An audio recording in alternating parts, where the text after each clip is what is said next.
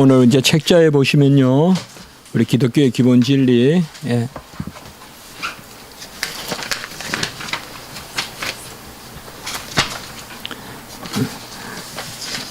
요새 이제 10계명 보는데 오늘이 5계명 차례거든요. 내 부모를 공경하라.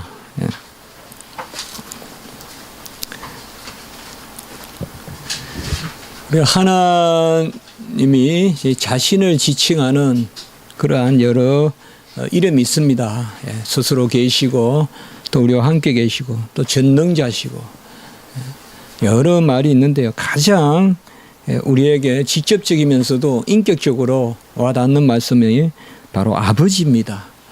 하나님 아버지.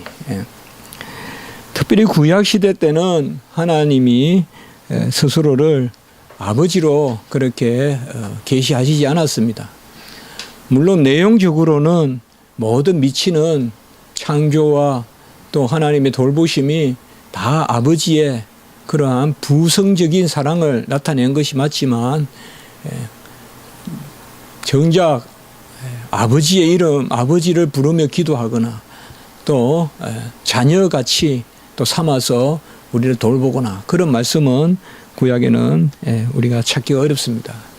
신약시대 때 예수님이 이 땅에 오셔서 하늘에 계신 우리 아버지여 너희는 이렇게 기도하라. 하늘에 계신 우리 아버지여. 이것은 가히 그야말로 충격적인 기도죠. 하나님을 아버지라 부른다는 거죠.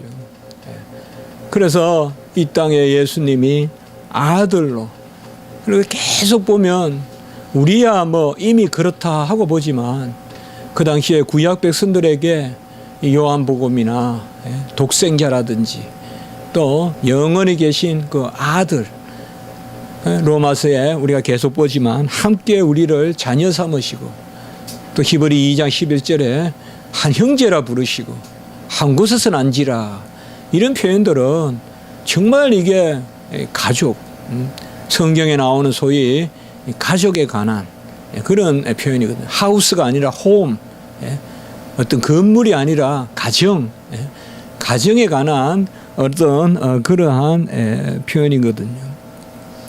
특별히 성경에서는 제5계명, 10계명 중에 제5계명을 약속이 있는 첫째 계명이다, 이렇게 말씀하고 있어요. 오늘 2절에 보면 약속이 있는 첫 계명이다라고 이렇게 말합니다. 물론 약속이 있다, 이 언약인데 언약의 모든 계명들이 다 그렇지만 여기 첫 계명이란 말은 어떤 시간적으로 그렇게 볼 것이 아니라 바로 본질이다, 근본이다, 이렇게 보는 것이 더 맞습니다. 그래서 첫 계명이란 말은 모든 것이 이 가운데 있다 이 말이에요. 그것이 바로 부모에게 공경하라, 이렇게 나오는 것입니다. 그러니까 부모에게 공경하는 것이 가장 근본이 되는 계명이다. 그게 있고야 도둑질도 안 하고 간음도 안 하고 살인도 안 하고 탐심도 안 가지고 또 거짓 증거도 안 하고 그 모든 것이 바로 부모를 공경하는 데 있다. 그래서 약속이 있는 첫 계명이다라고 이렇게 말씀하고 있습니다. 우리가 이 오늘 말씀은 5계명이기 때문에 이 5계명에 우리가 좀 더 집중해서 보는 것은 이전에도 몇 차례 했기 때문에 오늘은 좀 더 계명 그 자체라기보다는 우리가 좀 우리의 삶이라든지 조금 편안하게 우리가 오후 예배에서 살펴봤으면 좋겠습니다. 주 안에서 순종하라, 이렇게 조건을 가지고 있습니다. 부모에게 순종하는데 주 안에서 하라, 이렇게 말하고 있습니다. 성경에서 많은 경우에 주 안에서라는 말은 거의 100% 주님의 공로 가운데, 주님의 의 가운데 이렇게 해석하는 게 맞습니다. 그러니까 주님의 공로 가운데, 의 가운데 부모에게 순종하라.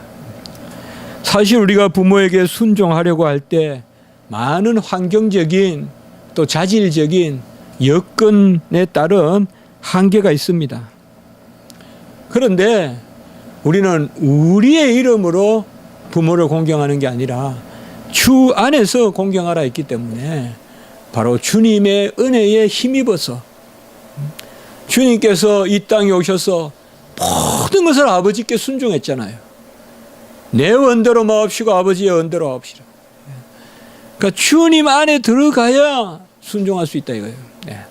주님 안에 들어가야 주 안에서 주님의 공로에 의지해야, 우리가 주님의 공로가 있어야 세상 사람에게 남을 위해 살고 착한 일을 할 수 있듯이 주님의 공로가 있어야 부모에게 공경할 수 있다 이 말이죠. 사실상 우리가 죽는 신용까지 하라 이런 것들은 어떻게 보면 좀 외형적인 것이라고도 할 수 있어요.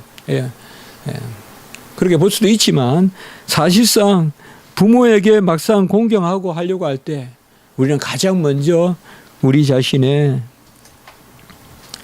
한계를 느끼거든요. 어떻게 부모에게 하냐 이 말이에요. 내가 가닿지 못하는데. 특별히 부모는 훨씬 나보다 스탠다드가 높다 이 말이에요. 그럴 때는 더 힘들 것 같아요. 더 힘들 것 같아요. 좀 부모님이 조금 소박하시고 좀 부모님이 조금 덜 배우셨고 오히려 우리 세대는 조금 그렇게 할 수 있어요. 그러나 요새는 이게 역전이 많이 일어나잖아요. 아버지가 더 많이 배우고 어머니가 더 많이 배우고 이런 일들이 많잖아요. 이러니까 자식들이 어찌 할 줄을 모른다 이 말이에요. 그럴 수 있잖아요. 그 일례로 우리가 부모에게 공경하려 해도 부모가 더 비싼 지갑을 가지고 있는데 뭘 가지고 내가 부모를 공경하냐 이거. 주 안에서 부모에게 공경하라. 그러니까 주님의 은혜에 공로에 의지해서. 두 번째는 주님의 부모에게 공경하는 것은 오늘 보면 아비의 훈계를 듣고, 바로 잠언 4장 1절에 보면 명철을 얻기에 주의하라. 부모를 공경하는 것은 아비의 훈계를 업신여겨야 돼요. 그 명철을 들어야 돼요. 이건 뭔가 하면 자식은 결코 아비를 넘어설 수 없어요. 자식은 아비를 넘어설 수 없어요. 그게 하나님 뜻이에요. 결코 넘어설 수 없어요. 무슨 음식을 먹을 때나 죽고 사는 문제는 부모가 훨씬 나아요. 똑똑해요. 어떤 공부 하나 이런 것은 부모님이 좀 모자랄지 몰라도 아비를 업신여기면 안 돼요. 아비의 훈계와 명철을 얻기에 주의하고, 오늘 6장 4절의 말씀에 보면 아비들은 자녀를 노엽게 하지 말고 주의 교훈과 훈계로 양육하라 이렇게 말씀하고 있어요. 그러니까 부모는 자녀들에게 부모도 주 안에서 가르쳐야 돼요.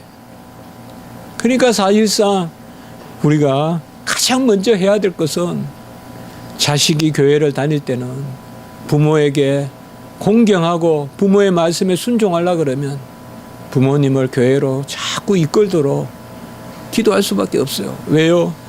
부모의 가르침이 주의 교훈과 주의 훈계로, 옛날엔 주의 교양이라 그랬잖아요. 근데 주의 교훈과 훈계로 아비는 가르치고 자식은 주 안에서 아비의 명철과 지혜를 받기에 힘쓰라. 자녀들은 하나님의 말씀을 듣되 부모의 지혜와 명철을 멀리해서는 안 돼요. 많은 자녀들이 다 아는 것 같죠. 자녀들이 다 아기들 다 키우는 것 같죠. 부모님들이 훨씬 많이 안다고요. 삶의 경험도 있고. 자녀들은 호들갑만 떨 줄 알지 뭘 할 줄 알아요. 부모님들은 결과까지 아신다 이 말이에요. 이렇게 보니 이렇게 되더라. 나 당장 급하니까 그냥 봐주고 있는 거지. 부모의 지혜를 듣는 자가 참 유능한 자예요. 부모가 계시지 않으니까 저같이 이런 부분이 없으니까 항상 좀 서글퍼요. 억울하고. 부모님이 병중에 있더라도 누워 계시더라도 부모님이 계시다는 자체가 우리에게 주시는 교훈이 있거든요. 잠언서 12장 1절에 보면 징계를 싫어하는 자는 짐승과 같다. 그러니까 부모의 징계를 싫어하는 자는 짐승과 같다 이렇게 이야기했습니다. 부모가 간혹은 따끔하게 욕하는 것을 또 혼내는 것을 조금 침맞는 정도 같이 이 정도로 좀 생각해야지 징계를 그냥 멸시하고 징계를 거역하고 그게 아니다 이 말이에요. 조금 따끔따끔하지만은 내 몸이 달아올라서 기분이 좋아지고 그런 게 부모의 징계라 이 말이에요. 그 징계를 멀리하는 자는 짐승과 같다. 사람은 뭔가 항상 끌어당기고 제어하는 게 있어야 돼요. 굴레가 있어야 돼요. 그것을 바로 집안에서부터 하라 이거죠. 집에 굴레가 있어야 돼요. 집에서 재갈을 먹여야 된다. 자녀에게 징계를 하고 다만 그 징계를 교훈과 훈계로 하라 이 말이야. 노엽게 하지 말고 자녀들을 노엽게 하지 말라. 자녀들을 가시같이 키우지 마라 이 말이에요. 징계하고 하되 어쨌든 자녀들을 부드럽게 키우라 이 말이에요. 날카롭게 가시를 만들려면 저는 징계 안 하는 게 낫다고 봐요. 징계 안 하는 게 낫다. 그럼 부모의 징계의 기술이 있어야 돼요. 막 이 세상은 잔혹한 세상이니까 잔혹하게 자라. 그거 아니잖아요. 제가 우리 어머니 죽고 나서 처음에 돌아가시고 나서 미국에 있을 때 처음에 막 악한 마음이 생기더라고요. 막 세상이 싫어지고요. 막 그래요. 이제 앞으로 두고 보자. 문병호 방식도 산다. 막 이런 생각도 들고요. 그러다가 막 제가 그걸 죽여야 돼요. 우린 그런 게 있거든요. 우리 어머니가 뭘 좋아할까 이 말이에요. 부모님이 나에게 뭘 바라실까 이 말이에요. 온유하고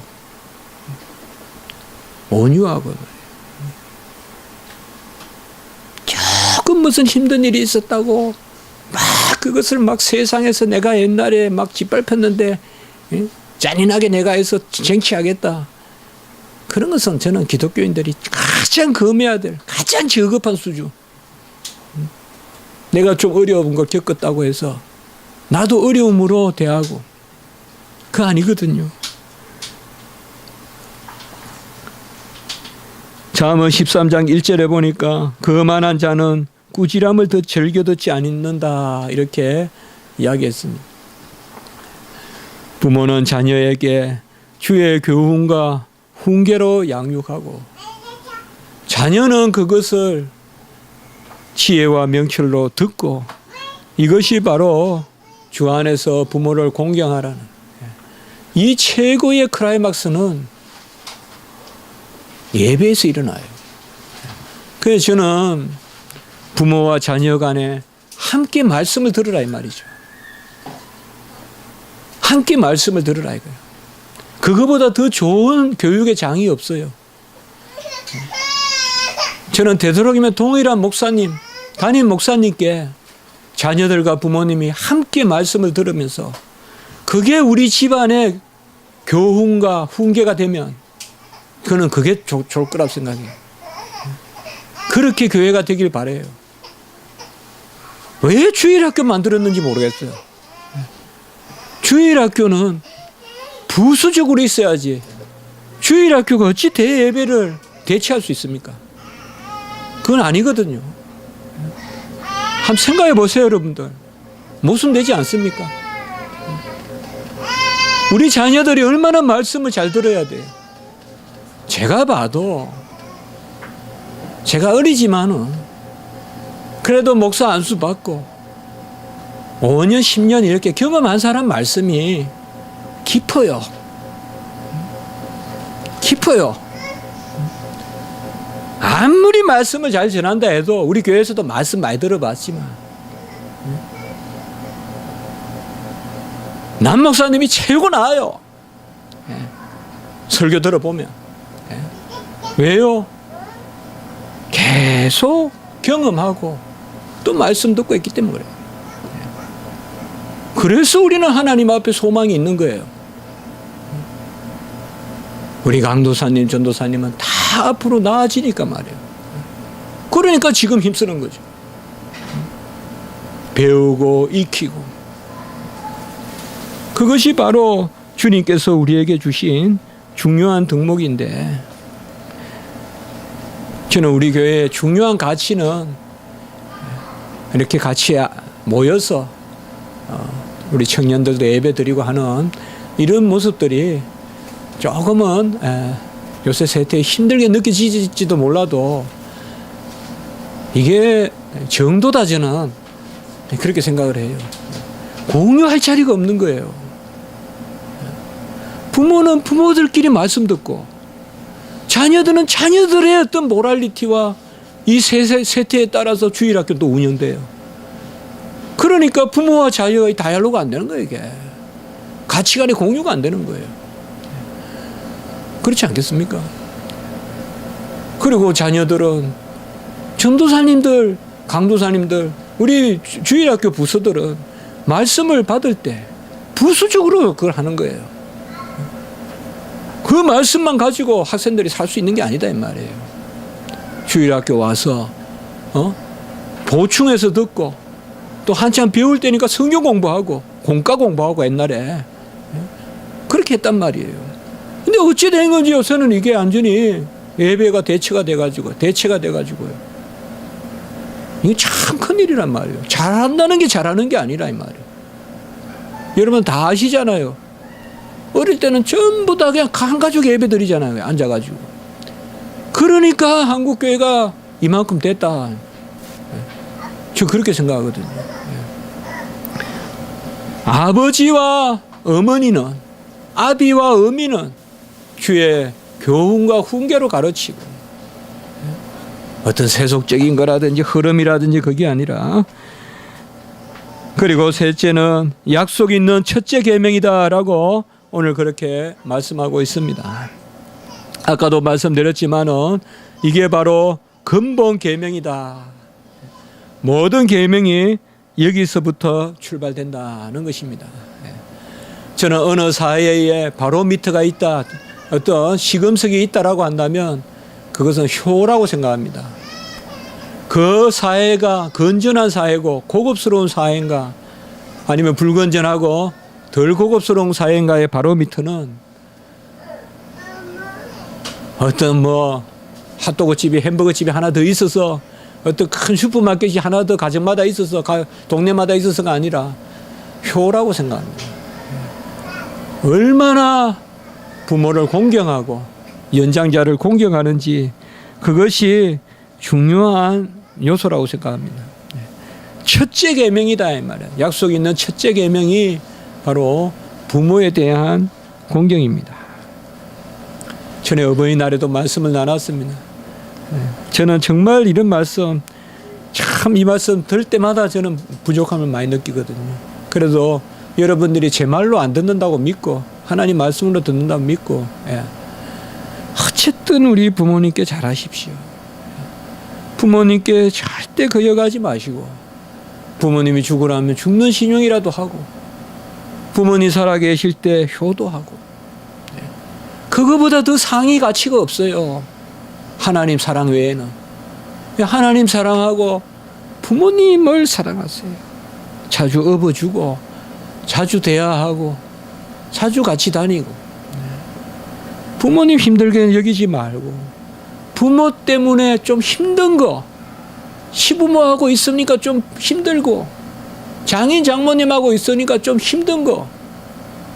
그게 아까 제가 말씀을 드렸던 침을 맞는 어떤 그런 거예요. 뭔가 불편하지만은 따뜻한 불편함. 그게 없으면 우리 나사가 빠지는 거예요. 전부 수월하고 훌훌 벗고 그냥 언제든지 그냥 소파에 누웠듯이 있고 그게 다는 아니단 말이에요. 인생에. 좀 힘들고 간혹은 가서 힘들더라도 거기에서 우리 인생의 어떤 높낮이가 생기고 그런 데서 사람이 새 힘을 얻어요. 왜 이 사회가 이렇게 자살을 많이 하는 줄 알아요? 편안하기만 하니까 그래요. 편안하기만 하니까. 부모한테 가서 무릎도 꿇어보고 또 집에 와서는 또 자유롭게 옷도 벗고 이런 생애 굴곡이 있어야 되는데 전부 내 생각에 내 아이디어로 편안하면 쭉 편안해야 돼요. 그렇게 그냥 인생을 다 디자인하니까 나중에 공허한 거예요. 틀리지는 않은데 공허하단 말이에요. 부모도 없고 친척도 없고 형제도 없고 아무도 없이 그냥 살아요. 나만 옳아요. 아무도 나를 옳다 해주지 않는데 이런 것들이 아니다 이 말이에요. 저도 유학하고 다니면서 느낀 게 그거예요. 서구 사회가 좀 더 편한 거는 맞아요. 분명히 좀 더 합리적인 건 맞아. 그러나 우리 사회도 아주 장점이 많아요. 누가 뭐라 그래도 그중에 최고의 장점은 효예요. 효예요.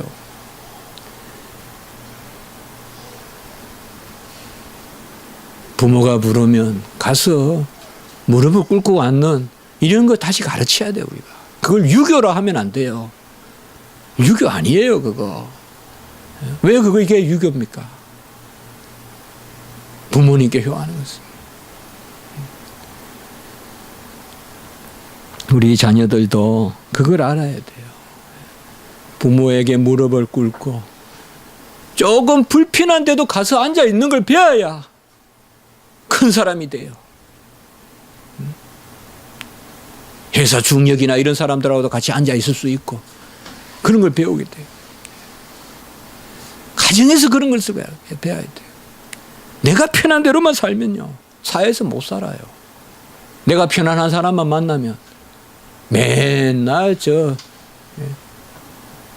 말재들하고만 다닌다고요. 좀 불편해도 앉아 있는 것도 배우고 약속이 있는 첫째 계명은 바로 그것입니다. 잠언서 15장 16절에 보면 제가 오늘 말씀 주면서 잠언서를 한번 쭉 봤습니다.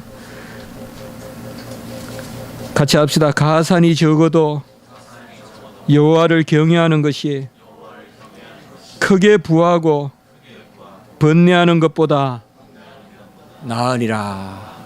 이렇게 이야기했어요. 가산이 적어도 여호와를 경외하는 것이 좀 먹고 살기 공공해도 여호와를 경외하는 것이. 제가 전에 이야기했죠. 어버이날 설교할 때, 어린이날 설교할 때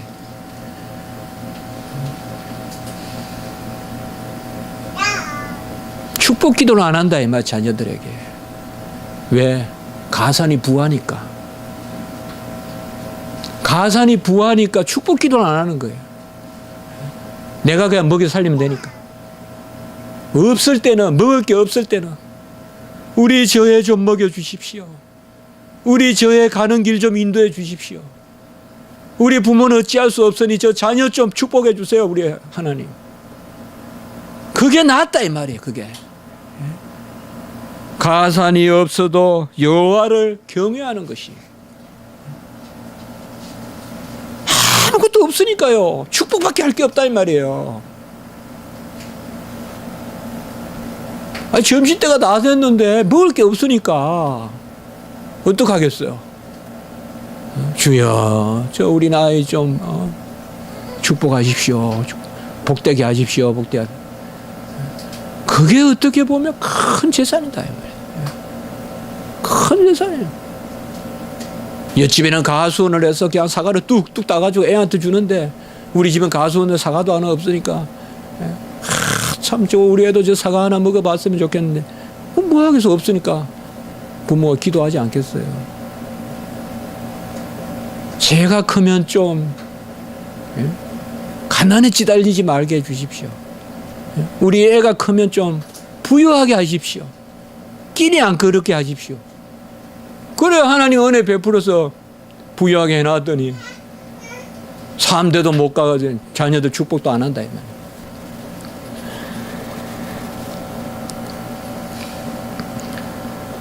가산이 적어도 여호와를 경외하는 것이 바로 우리 가정이 그러한 3절에 보면 내가 잘되고 땅에서 장수하리라 이렇게 이야기했습니다.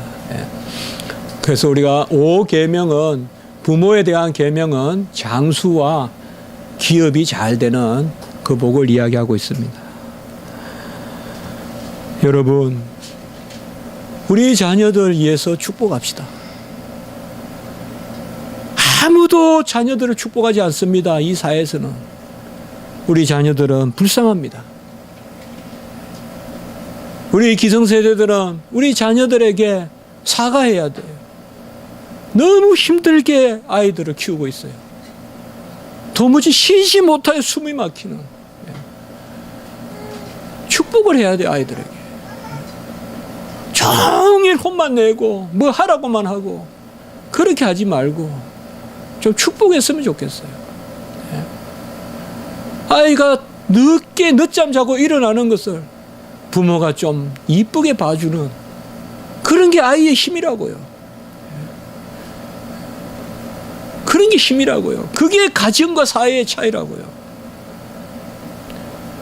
가정에는 용납이 되고 가정에는 끌어안아주는 것이 있고 그리고 자녀들은 오늘 말씀과 같이 부모를 공경하십시오. 부모가 이야기하면 빨리 움직이고 어제 우면산에 그 꼭대기 갔는데 아이고 그 애가 보니까 위는 누나고 밑에는 남동생인데 그 집에도 무슨 아들 낳았다고 대우해 줬는지 그쪽에서 이렇게 스윙하는 거 있잖아요. 이렇게 운동하는 거 있으면서 그 아버지가 이제 또 아내의 명령을 받았는지 아내는 안 왔는데 애들 손을 닦으라고 한 것 같아. 내가 보니까 의무적으로. 그러니까 강박관념이 있는 것 같아요. 계속 오라는 거예요. 닦고 먹으라고. 아이스크림 먹는데 그럴만도 하잖아요. 아이스크림 그것도 아이스크림 파는 분이 또 어떻게 하면 어떡해.